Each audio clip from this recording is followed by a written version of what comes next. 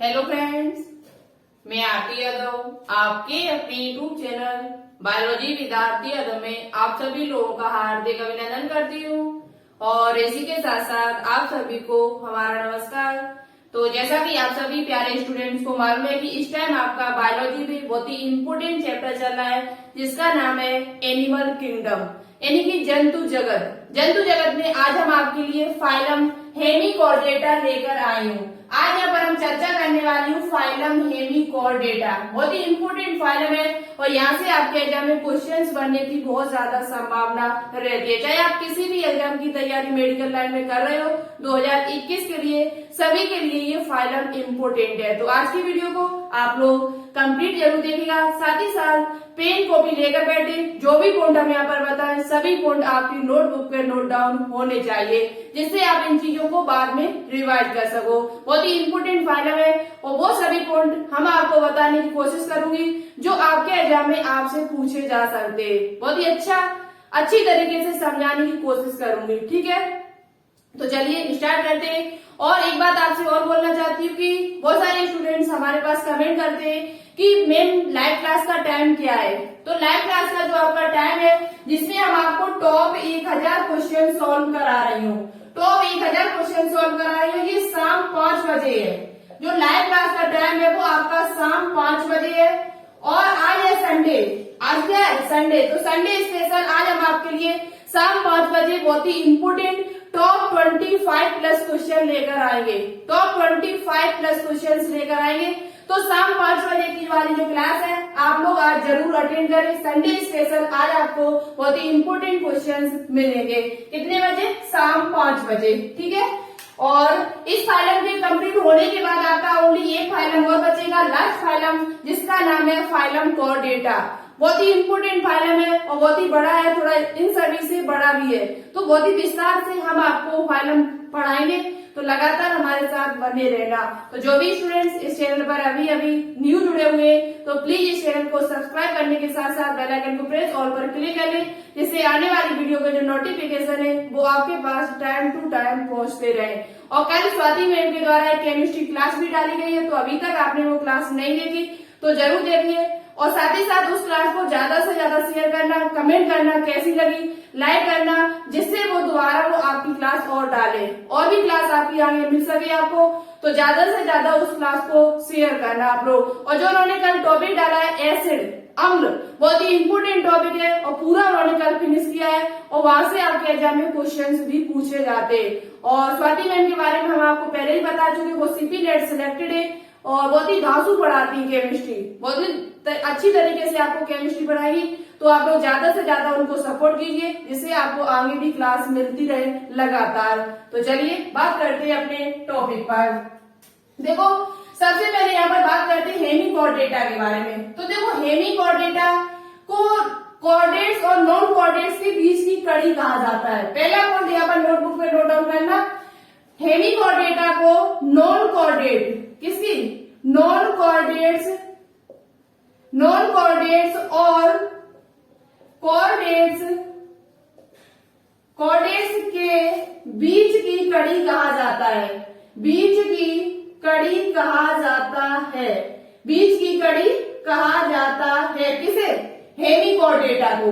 Hemichordata को एक question यहाँ से पूछा भी जाता है आपसे कि नॉन कॉर्डेट्स और कॉर्डेट्स के बीच की कड़ी किसे कहा जाता है, तो वो आपका हेमिकॉर्डेट को कहा जाता है। इसमें नॉन कॉर्डेट के भी लक्षण होते, अरज्जुकी के भी होते और रज्जुकी यानी कि जो कॉर्डेट्स होते उनके भी लक्षण इसमें पाए जाते, ठीक है। तो पहला पॉइंट आप लोग नोटबुक पे नोट डाउन कर लेना अच्छी तरीके से कि हेमिकॉर्डेट को नॉन कॉर्डेट्स और कॉर्डेट के बीच की कड़ी कहा जाता है, कहा जाता है। इसमें किस किस के लक्षण पाए जाते हैं? जिसमें नॉन कॉर्डेट्स और कॉर्डेट्स के लक्षण भी पाए जाते हैं, दोनों के लक्षण पाए जाते हैं, इसलिए इसे बीच की कड़ी कहा जाता है। एक पॉइंट और यहाँ पर बनता है कि पहले हेमिकॉर्डेट को कॉर्डेटा के अंदर रखा गया था, जिस प्रकार से सिलिंड्रेटा में टोनीफेरा को रखा गया था, टीनूफेरा को, उसी प्रकार से हेमिकॉर्डेट को पहले कॉर्डेट के अंदर रखा गया था।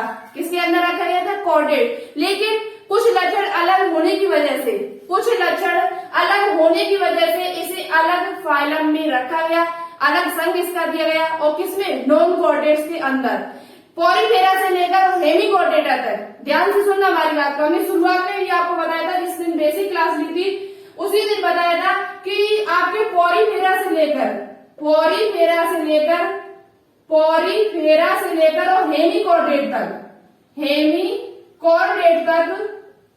हेमिकोर्डेट तक ये सभी आपके नॉन कोऑर्डिनेट्स होते, अरज्जुकी होते, इनमें रज्जु की पृष्ठ रज्जु नहीं पाया जाता है, नॉन कोऑर्डिनेट्स होते हैं।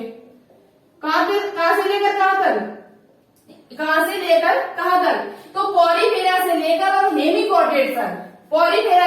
हेमिकोर्डेटा तक जितने भी फाइलम आपके आते हैं वो सभी नॉन कोऑर्डिनेट्स के अंदर रखे जाते हैं। बचा हुआ जो आपका लास्ट फाइलम है कोऑर्डिनेटा, वो आपका कोऑर्डिनेटा में रखा जाता है, ठीक है, तो वो आपका कोऑर्डिनेट्स है। बाकी के जितने भी फाइलम है ये सभी किसके अंदर आते हैं, तो नॉन कोऑर्डिनेट्स के अंदर रखे जाते हैं।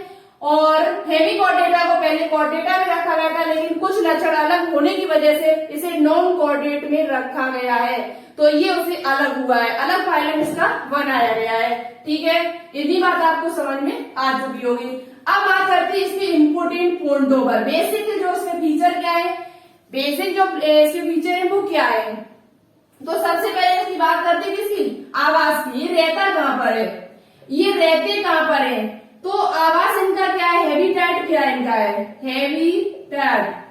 हैबिटेट कहां पर इनका, कहां रहते ये, तो हमने आपको पिछली वीडियो में बताया हुआ था इकाइनोडर्मेटा में कि जो आपका हेमिकोर्डेटा है, इकाइनोडर्मेटा और टीनोफोरा, ये तीनों ही आपके समुद्रवासी होते, ओनली समुद्र में पाए जाते हैं।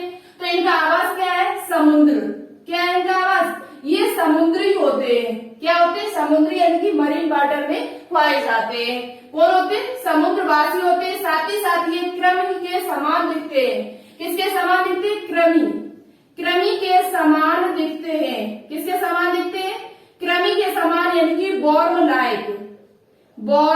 लाइक ये कृमि के समान दिखते हैं। ये पॉइंट भी याद कर लेना है। इनका आवास क्या है, तो ये समुद्री होते हैं। साथ ही साथ ये किसके समान दिखाई देते हैं, तो ये कृमि यानी कि बॉर्म के समान दिखाई देते हैं, ठीक है।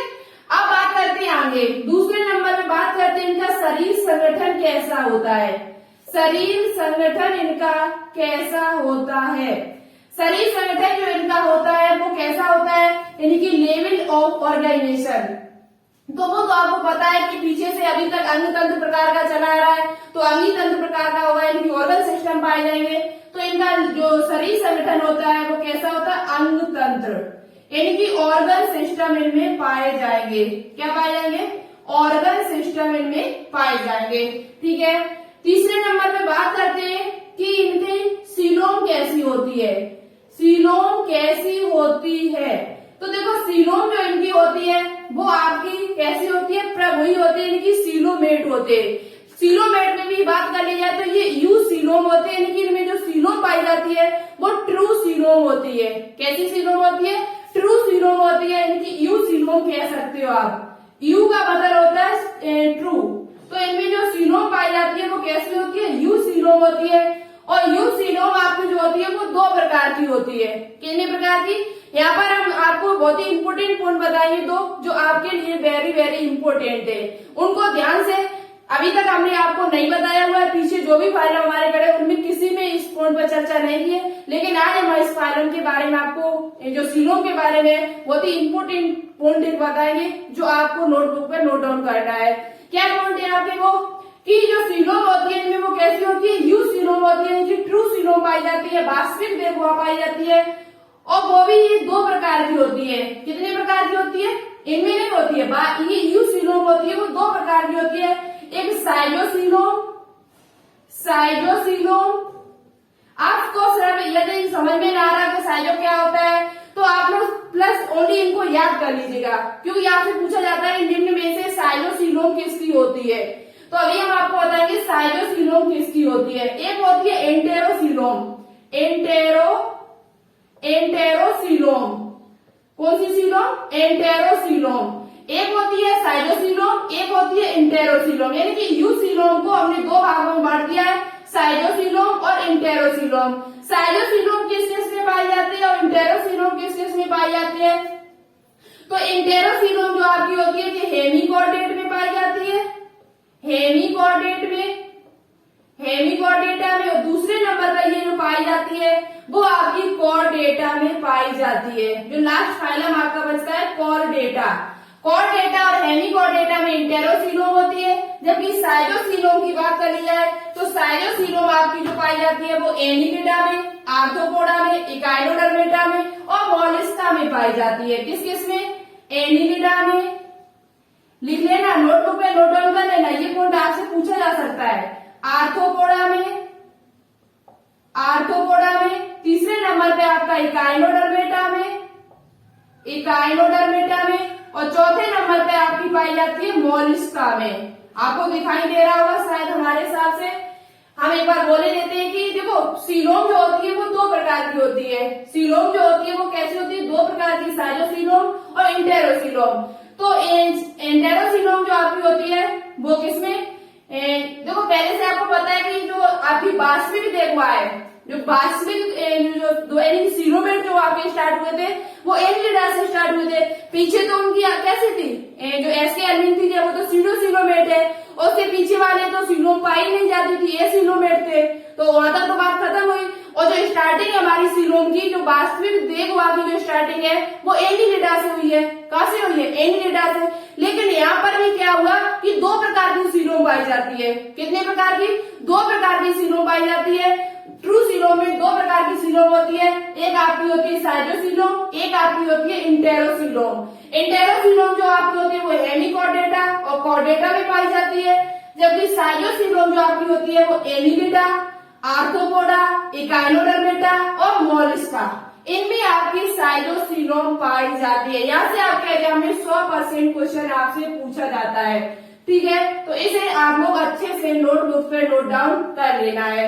अब बात करते आगे, आप स्क्रीनशॉट लेना चाहते हो तो स्क्रीनशॉट ले सकते हो, लेकिन ये पॉइंट आप लोग अच्छे से याद कर लेना। ठीक है, तो हम पूछ सकते हैं आपसे कि साइलोसीलोम किस में पाई जाती है और इंटेरोसीलोम किस में पाई जाती है। ठीक है, तो चलिए अब बात करते हैं आगे। ठीक है, सीलोम के बाद हमारा जो पॉइंट आता है वो क्या आपका आता है? सीलोम के बाद आपका आप बात करते हैं कि इनमें जनन स्तर कैसा होता है, इनकी जर्म लेयर कैसी होती है। तो अभी तक आप पढ़ते आ रहे हो प्लेटिहेल्मिन्थेस से कि इनकी जो जर्म लेयर है वो आपकी कैसी होती है? तो वो आपकी त्रिकोणीय होती है, इनकी ट्राइक्लोब्लास्टिक होती है। तो बात करते हैं जनन स्तर की। किसकी बात करते हैं? जनन स्तर। तो जनन स्तर इनकी germ layer, germ layer, germ layer जो इनकी होती है वो कैसी होती है? ट्रिप्लोब्लास्टिक होती है, ट्राइप्लोब्लास्टिक, यानी कि त्रिकोणीय। कैसी होती है? त्रिकोणीय। ठीक है, त्रिकोणीय होती है। साथ ही साथ आप बात करते हैं इनकी शरीर योजना कैसी होती है, यानी कि बॉडी प्लान कैसा होता है? शरीर योजना, बॉडी प्लान। तो आप बताइए बॉडी प्लान कैसा होता है? आपको पहले से पता है बॉडी प्लान जो इनका है वो कैसा होता था? Tube with in tube type, tube with in tube type. आपको आज क्लास के वो लेट भी मिलेगी थोड़ा, क्योंकि आज हमारे घर पर थोड़ा भीड़ भाड़ थी, इसलिए आपकी क्लास जल्दी से नहीं डाल पाए। और वैसे भी मौसम अच्छा नहीं है तो नेट प्रॉब्लम रहती है। ठीक है, tube with in tube type, tube with in tube type. शरीर योजना जिनकी है वो कैसी है? Tube with in tube type है। और जनन स्तर कैसा है? तो ट्राइक्लोब्लास्टिक, यानी 3 स्तरों से मिलकर बना होता है।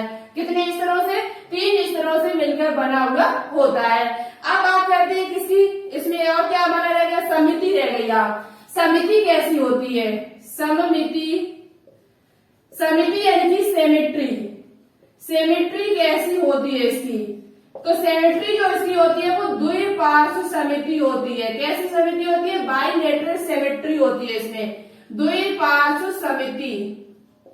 कैसी समिति होती है? तो द्विपार्श्व समिति, इनकी बाइलेटरल सेमेट्री, बाइलेटरल सेमेट्री इनमें पाई जाती है। ठीक है, अब इसमें हमारा आपका आवास हो गया, अंगतंत्र यानी कि शरीर संगठन हो गया, समिति हो गई, सीलोम हो गई, बॉडी प्लान हो गया। इतनी बात आपको अच्छी से जो बेसिक फीचर है जो सभी में आपको याद करने, जितने भी अभी तक हमने आपको फाइल में पढ़ाए हुए उन सभी ने आपको बेसिक फीचर सभी के पता होने चाहिए। जो आधारित जो मेन लक्षण जो उनके जो पता है तो आपको एग्जाम में ज्यादा से ज्यादा लाभ मिलेगा, क्योंकि क्वेश्चन ज्यादा से ज्यादा यहीं से पूछा जाता है। ठीक है, एग्जाम में जैसे आपका सीपी नेट एग्जाम हुआ, यहाँ पर इससे क्वेश्चन बहुत ज्यादा पूछे जाते हैं यहीं से। ठीक है, इसमें तो चलिए आप बात करते हैं इनका शरीर कैसा होता है। इनका शरीर कैसा होता है, तो इनका जो शरीर होता है वो बेलनाकार होता है। इनका जो शरीर होता है वो कैसा होता है, बेलनाकार होता है। और अभी हम आपको important very very important point बताएंगे जो आपसे एग्जाम में पूछा जा सकता है आगे। इनका शरीर जो होता है वो कैसा होता है, बेलनाकार। ज्यादा बड़ा भी फाइलम नहीं है कोई विशेष, लगभग आपका 20-25 मिनट में ये फिनिश हो सकता है। ठीक है, तो देखो आगे की बात करते हैं, इनका शरीर कैसा होता है, बेलनाकार होता है। इनका जो शरीर होता है वो 3 भागों में बटा होता है, बहुत ही इंपोर्टेंट पॉइंट है। तो चलिए आगे बात करते हैं, ये हम साथ कर रहे हैं, आप लोग नोटबुक में नोट डाउन करते हुए चले हमारे साथ। ठीक है, चलिए बात करते हैं आगे। देखो आगे बात करते हैं कि इनमें इनका शरीर पता चल गया। अब देखो इनका जो शरीर होता है, आपको एक फिगर दिखेगा स्क्रीन पर। इनका शरीर जो होता है, इनका शरीर 3 भागों में बटा होता है। कितने भागों में बटा होता है, 3 भागों में बटा हुआ होता है। कितने भागों में बटा होता है, 3 भागों में। कौन कौन से, आपको एक स्क्रीन पर यहाँ पर फिगर दिखाई दे रहा होगा। जो फिगर आता है वो किसका है, बेलेनोग्लॉसिस। बेलेनोग्लॉसिस नाम का जो जीव होता है वो आपका हेमिकोर्डेटा के अंदर आता है। किसके अंदर आता है, हेमिकोर्डेटा के अंदर आपका एक जीव आता है जिसका नाम है बेलेनोग्लॉसिस। क्या नाम है, बेलेनोग्लॉसिस। और ये आप लोग अच्छे से याद कर लेना, उसी का आपको फिगर स्क्रीन पर यहाँ पर दिखाई दे रहा होगा। तो देखो इनका जो शरीर होता है वो 3 भागों में बटा होता है। कौन कौन सा, एक कहते हैं सुंड, जिसे इंग्लिश में कहा जाता है प्रोविसियस, जिसे इंग्लिश में कहा जाता है PROVISCIS,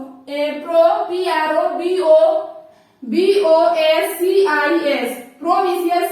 दूसरा आपका होता है कॉलर। क्या होता है, कॉलर। क्या होता है, कॉलर। और तीसरा आपका जो भाग होता है इनमें जो पाया जाता है जिसे कहते हैं धड़। क्या कहते हैं, धड़, यानी कि ट्रंक। धड़, जिसे कहा जाता है ट्रंक। क्या कहा जाता है, ट्रंक।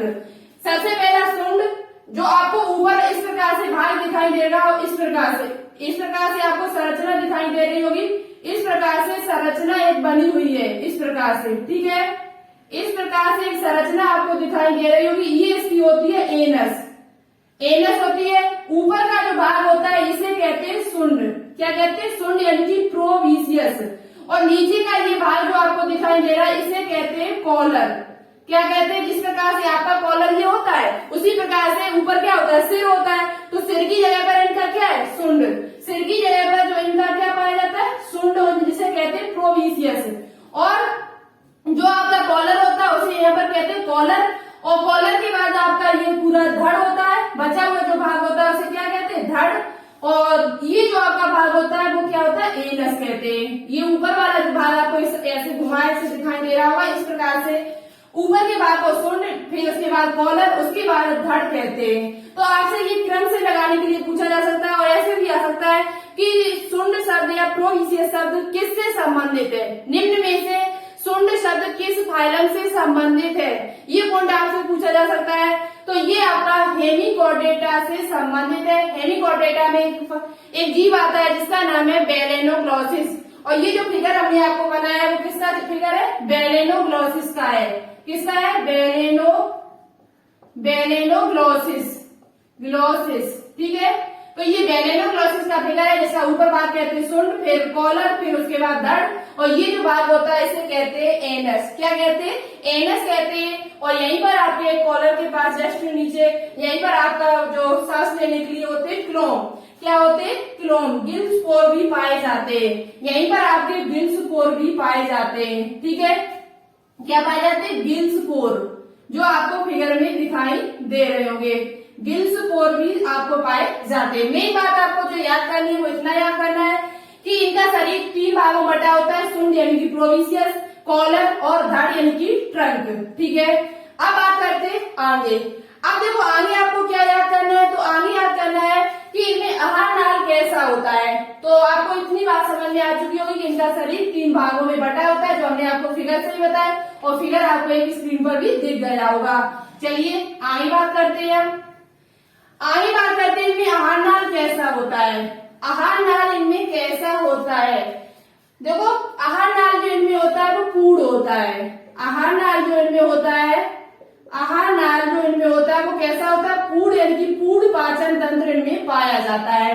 बात करते हैं परिसंचरण कैसा होता है। परिसंचरण, परिसंचरण तंत्र कैसा होता है, तो इनमें परिसंचरण तंत्र जो होता है, सर्कुलेटरी सिस्टम जो होता है वो आपका खुला प्रकार का होता है। कौन से प्रकार का, खुले प्रकार का परिसंचरण होता पाया जाता है। खुले प्रकार का परिसंचरण तंत्र पाया जाता है। किस प्रकार का पाया जाता है, खुले प्रकार का। अब बात करते हैं, वेरी वेरी इंपोर्टेंट पॉइंट है, ऐसे स्टार लगा लेना। उत्सर्जन किसके द्वारा होता है, उत्सर्जन। उत्सर्जन के लिए इनमें क्या पाया जाता है, उत्सर्जन के लिए कौन से अंग पाए जाते हैं, तो उत्सर्जन के लिए इनमें अंग पाया जाता है जिसे कहते हैं ग्लोमेरुलस।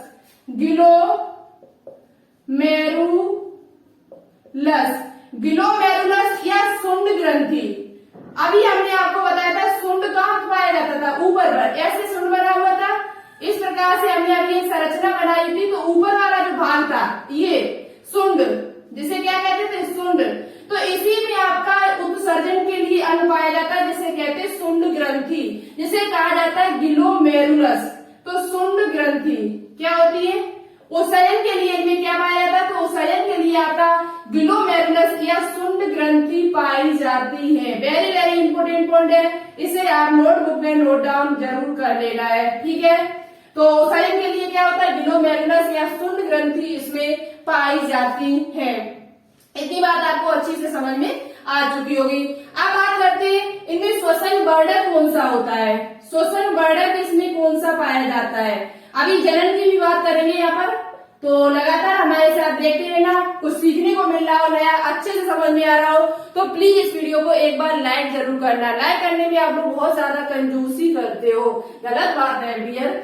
श्वसन वर्धक जो इसमें होता है वो किस प्रकार का होता है, तो बेनेडियम प्रकार का, बेनेडियम नाम का इसमें श्वसन वर्धक पाया जाता है। कौन से, बेनेडियम नाम का इसमें श्वसन वर्धक पाया जाता है। ये डायडलिया बनी हुई है, ठीक है, थोड़ा समझने में भी आपको प्रॉब्लम हो सकती है। श्वसन वर्धक जो होता है वो कैसा होता है, बेनेडियम होता है। अब बात करते हैं इनकी जनन की, किसकी बात करते हैं, जनन की, जो वेरी वेरी इंपोर्टेंट पॉइंट है, जनन। जनन इनमें किस प्रकार, तो देखो पहली बात तो ये एक लिंगी होते हैं। कैसे होते, एक लिंगी होते, इनकी डायोसिस होते।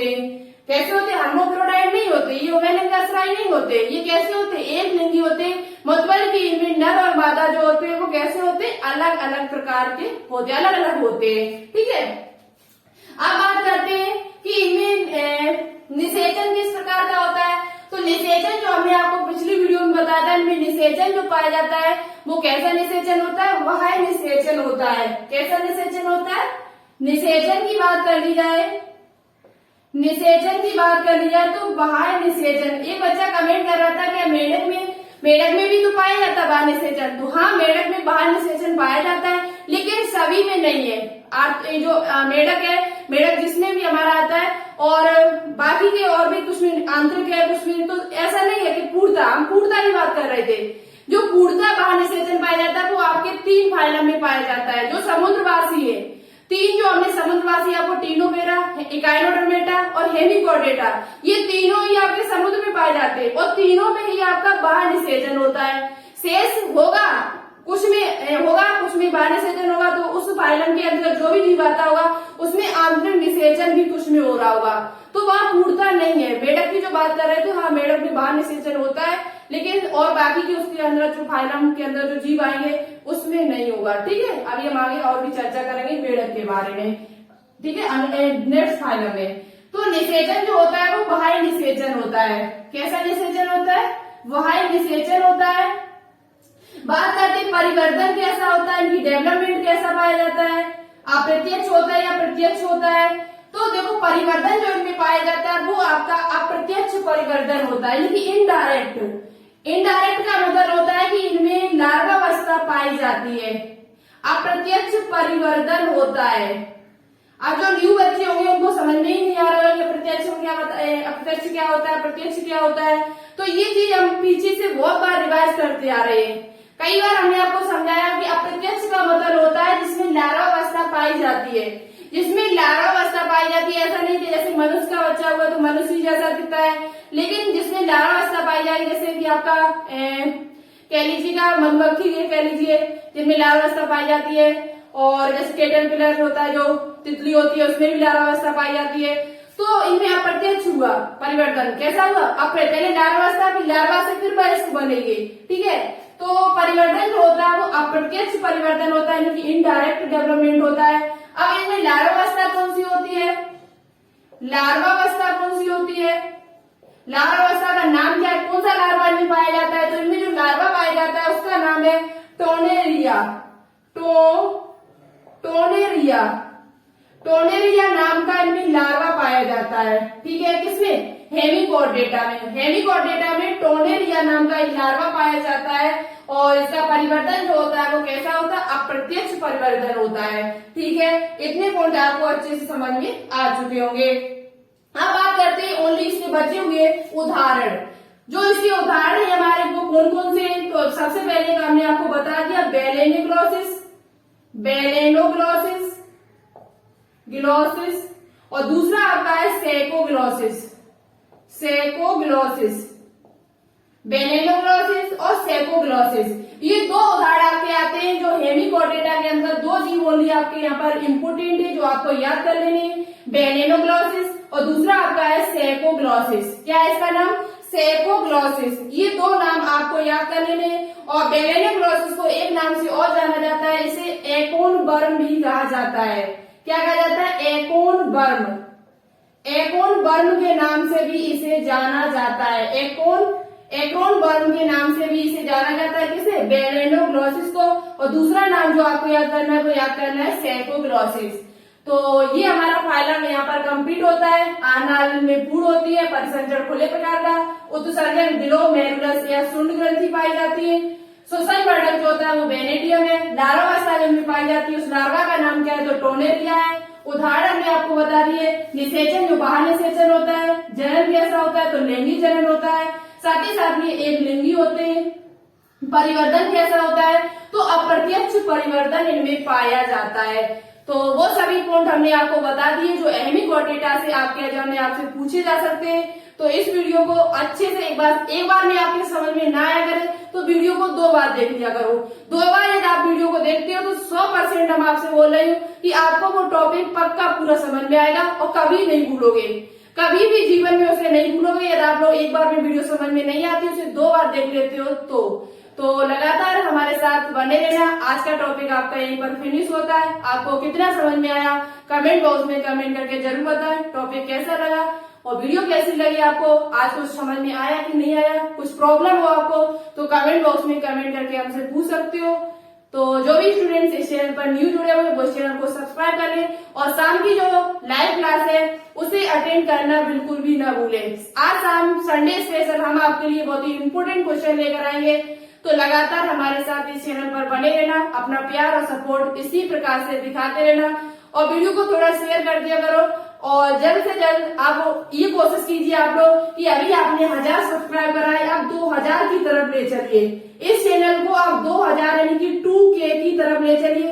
यदि आपका प्यार और सपोर्ट इसी प्रकार से मिलता रहा तो ये चैनल पर बहुत ही जल्द 2K सब्सक्राइब भी होंगे। तो चलिए आज के लिए इतना ही रखते हैं। कुछ क्वेश्चन है जिनका आंसर आपको कमेंट बॉक्स में कमेंट करके बताना होगा।